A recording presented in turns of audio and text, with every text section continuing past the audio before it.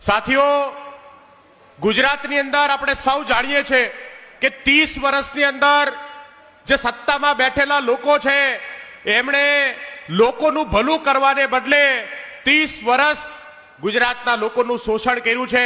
આપણા હક અધિકારના પૈસાઓ ભ્રષ્ટાચારમાં ખાઈ પોતાના ઘર ભરવાનું કામ કર્યું છે।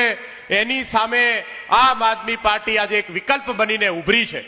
ગુજરાતના લોકો હવે આમ આદમી પાર્ટીને ભવિષ્યની ગુજરાતની ગાદી પર બેસાડવા માટેની મજબૂત પાર્ટી સમજે છે। ત્યારે આપણા સૌ માટે આજે એક ગર્વની વાત છે કે ગુજરાતના લોકોએ એક નવું નેતૃત્વ પેદા કરવાનું કામ કર્યું છે।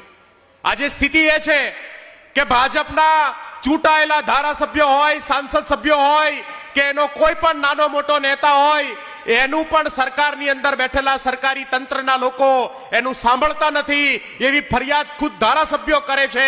ત્યારે મુખ્યમંત્રીનું પણ ગુજરાતની અંદર કોઈ સાંભળતું નથી એવી સ્થિતિ છે। અને એટલા માટે ગુજરાતના લોકોને આજે આમ આદમી પાર્ટી પ્રત્યે આશા છે।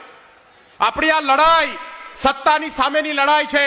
આપણી આ લડાઈ ભ્રષ્ટ ભાજપની સામેની આ લડાઈ છે અને લડાઈ લડવાની જવાબદારી ગુજરાતના લોકોની છે। આમ આદમી પાર્ટી એક માધ્યમ છે અને આમ આદમી પાર્ટીએ ગુજરાતની અંદર નેતૃત્વ પેદા કરવાનું કામ આજે ગુજરાતમાં કર્યું છે।